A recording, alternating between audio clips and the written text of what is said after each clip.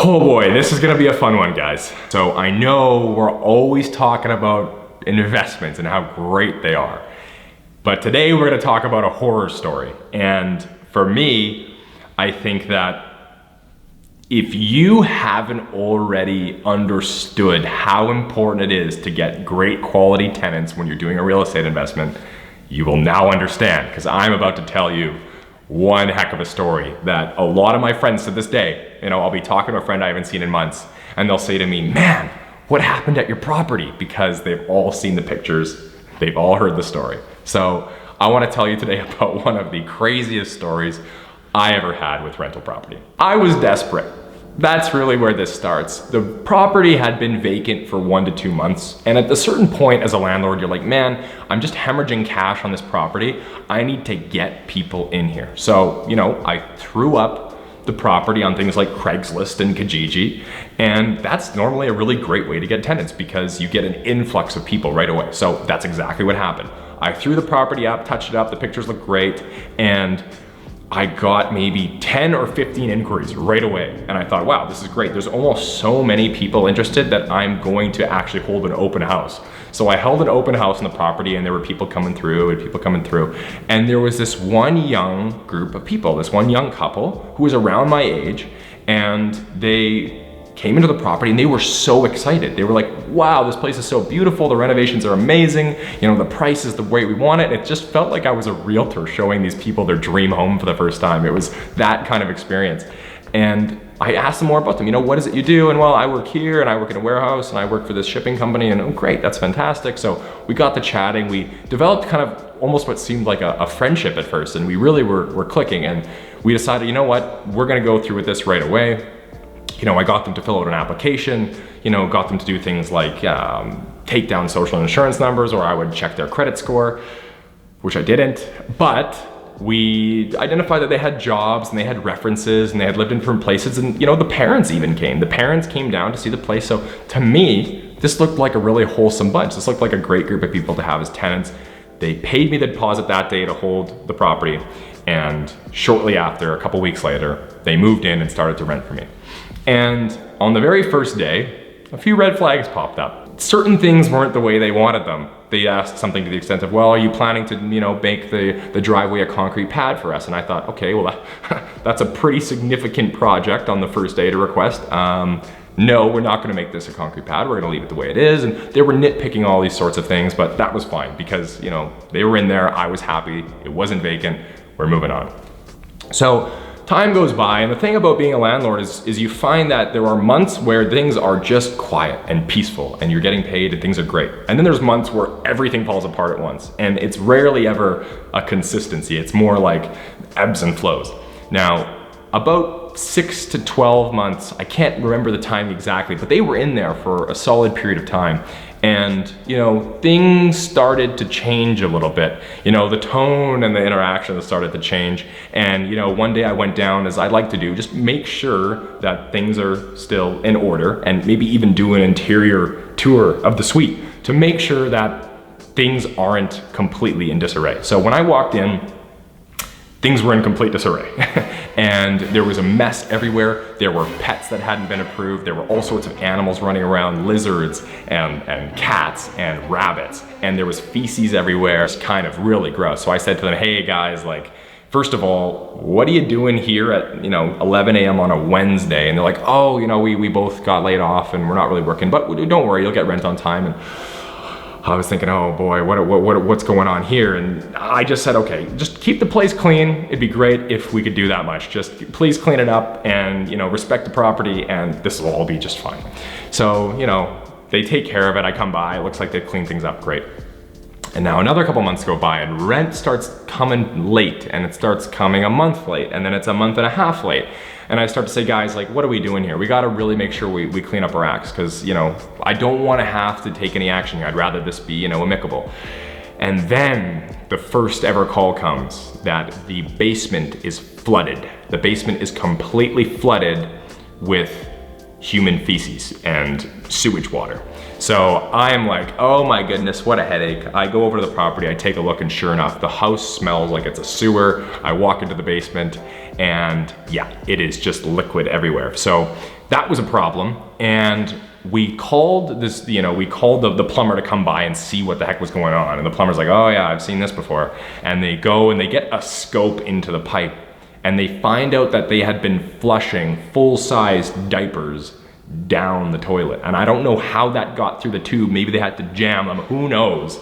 There was cat litter, there was, just objects, there was toys all crammed up in the wastewater pipe, and the wastewater pipe underneath the foundation of the house exploded. So now every time you flush the toilet, it was pretty much just flushing into the soil underneath the house and then bubbling up into the basement. So that's what really set me off, because I thought, okay, I'm dealing with the plumber, and they're like, yeah, we got to get the city in here because they're going to have to smash out the whole front yard. They're going to have to take out the sidewalk, dig down deep, get all this crap out of there and replace the pipe. And they're like, yeah, if it turns out that the fracture or the break in the line is on your side of the property, it's going to be about $10,000. And I went, what? It's going to cost me $10,000? So anyways, get the city over, they start digging, and it turns out that the break in the line is actually on the city's side by about an inch. So I'm off scot-free, don't have to pay for that, thank goodness, but I do have to pay for about $1,200 to $1,500 worth of sewage bills and all these different things for, for repairing this on my end of things. So what happens is I start to negotiate with the tenants, like, hey guys, I'm not the one who flushed diapers and toys down the drain. We're gonna have to find a way to build this into the rent payment because, it's not fair that this is the case. I'm not gonna, I don't wanna do this $1,500, $2,000 fix for something that is completely 100% your fault. And the funny thing is they never denied it. They just blamed it on the other tenant. They just said, no, it wasn't me, it was her. And that's funny because that means it was completely their fault. They were not even admitting it wasn't. That's problem number one. We get that sorted out. Perfect, fine, whatever. Then a few months goes by and I think, okay, I should go check up on this property, just make sure it's fine because I haven't really heard much. And then I walk into the property, I knock and I say, hey guys, can I come in and just take a look? And I had texted them, half an hour before, and they said, yeah, you can come in, and they were very hesitant. So I walk in, I'm taking a look around, and then, I go look into the basement because I want to see how things look with the sewage. And there's 4 people in the basement. And like, this is a grungy 1895, that's the year the home was built. The basement is grungy, dark, and just cement. And there's 4 people living down there on mattresses. And I thought to myself, okay, what the heck's going on? And we're not talking your young professional doctor, dentist, lawyer tenants. We're talking about people who were in a terrible spot in life, which seems horrible to me. For these people, as unfortunate as it was, this may have been the only shelter they had access to. But in some way, I felt as if, there are 6 to 8 people living in this home when I had originally rented it to 2. And it turns out that these tenants were taking people that they had found and getting them to pay the rent for them so they could live in the property for free. So at this point, you can obviously imagine I'm very alarmed. I start to think, okay, I'm probably gonna have to post an eviction. I'm not a confrontational guy, but like, this is just getting out of hand. So I go and I post an eviction notice about a week later, put it on the door. I let them know by text and email and gave them a call and said, hey, we gotta move on. This is just getting out of hand for me. This isn't in my comfort zone. I'm not cool with this. And no response. So I continue to follow up with them and say, hey, I posted the eviction, just wanted to let you guys know that you have to be out by X date, the provincial law says you have to be out by then if you've served an eviction, blah, blah, blah. So no response. I go and I knock on the door and no response, and I know the key because it's a key code. So I enter in the key code and open the door and I yell on the door, hello, anyone home? That sort of thing, and no response. And I walk in and the entire place is trashed.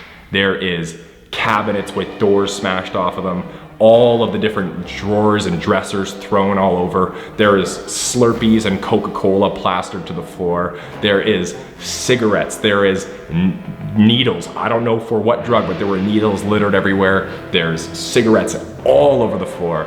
And my favorite moment is when I said to my dad, Dad, you gotta come see what happened. Because, we were chuckling about it. It wasn't as if my life was over.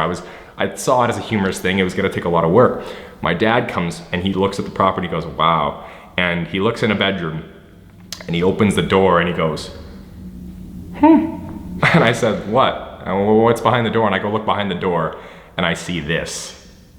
It was beautiful artwork. Unfortunately, it was frightening because it appeared that maybe this was some sort of satanic worshiping space. And this is just how out of hand things got. It started with a plumbing issue, and then it turned into, 4 times the amount of people living in there than I thought. All of a sudden we're talking about, a drug infested demon zone. And it looked as if it had been that way for a long time. They had probably moved out weeks prior. And I never heard from them or saw them ever again. But I spent the next 2 weeks scrubbing the floors, getting the painting off, repainting over all sorts of things. And that was probably the craziest experience I've had with a tenant so far. So all in all, this whole fiasco probably set me back in total with missed rent, bills, damages, $5,000.